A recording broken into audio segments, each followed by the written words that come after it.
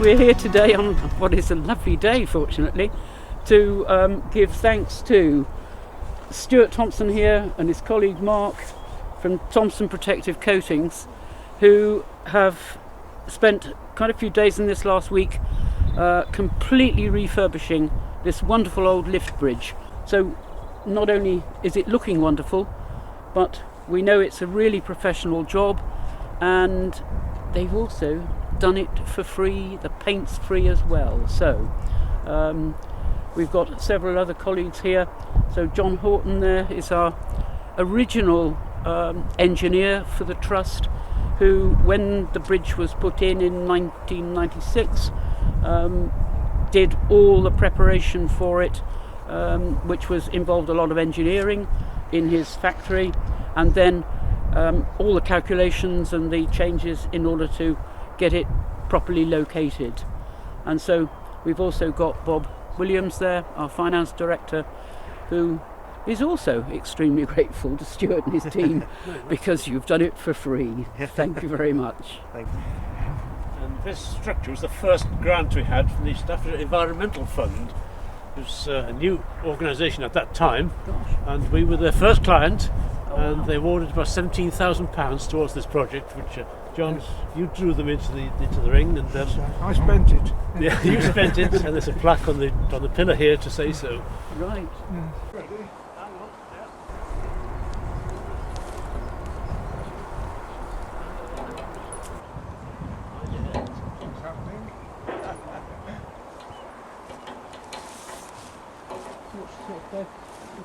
I'll tell you one thing, it's easier than the one in the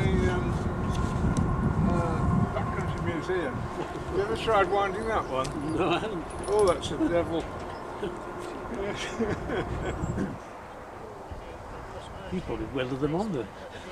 The mechanism of it hasn't it doesn't squeak or grind or anything, does it? It's really still smooth. Yeah, it is. I remember we put the rods in with some grease on, but that was 20 odd years ago. I don't think they've been greased since then, do you? No, I'm sure not. But Any evidence of them? it's lasted. That's the boot of the bounce.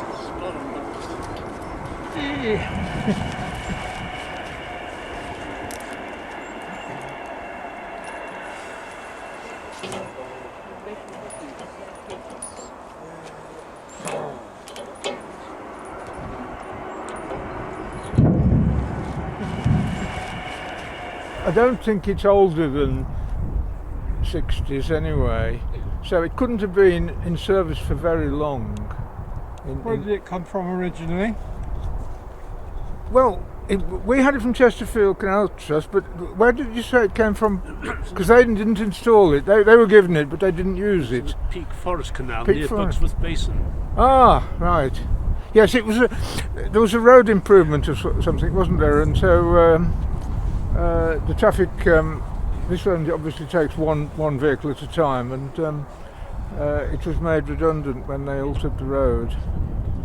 And I don't think Chesterfield had it very long. I don't know. So there wasn't a lift bridge here originally? No.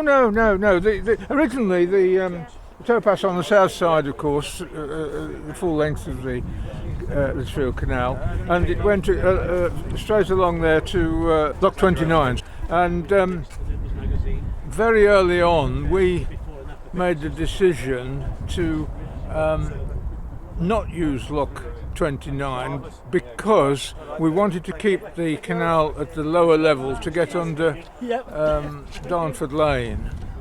We got planning permission to alter the line of the canal, and we got a firm of earth movers from Dudley, and they brought a scraper down here, and that excavated the replacement channel. It enabled Tommy Coakley of the who bought the land over there to first of all build a small 9-hole course on the left-hand side, which he operated for a few years, and then he built the bigger golf course on the other side of the canal. But if we hadn't have excavated when we did, then the golf course no doubt would have occupied the whole area, and we'd have not been able to get the canal through. So it all worked out well in the end. This is the takeoff point that John Burton had for abstracting water from the brook. He used to take the water from there and put it into that extension, the part of the canal on this side of Captain's Lane, which is isolated from the main branch, and that was his reservoir. And he used the water then to irrigate this big field, which he called his potato field. And but when the pipe was not in use and he blocked it off, then it raised the water level in this section here of the brook, and underneath the new concrete culvert which we put in, and it caused build-up of sediment and goodness knows what on the other side of the culvert.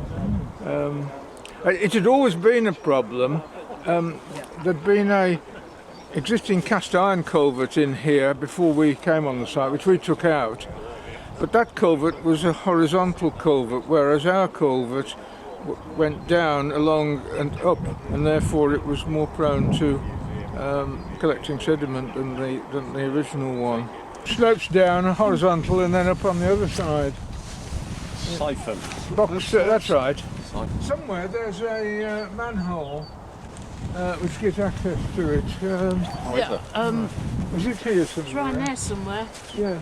There is actually another identical cast iron culvert just before you get to Lock 30 up there, because originally the Darnford Brook went along parallel to more or less where the canal runs now, and crossed at a point further down, and it was only in the late Victorian period that they put this second cast iron culvert here and made it cross at this, just close to where the bridge is at the moment.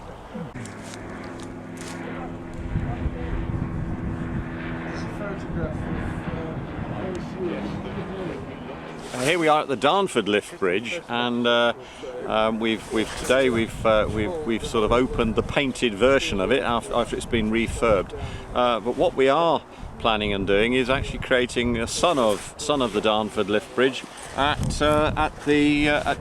down on Tamworth Road, and it's the public footpath that will cross the canal near the retail shops on Tamworth Road. And here's an image I knocked together for that particular one. We've got a few more drawings in here that show how it will look when it's finished. But basically, it was born really. The design was born really from this particular bridge we see here, which has stood here for a number of years. Was one of the early structures that we built as a canal trust, and so we're moving forward and moving on with designs. Oh yes, it is. Sorry, yes. The numeric padlock. Right. Fine. Sorry. Right. Yeah, that's it. Okay, well done. Okay.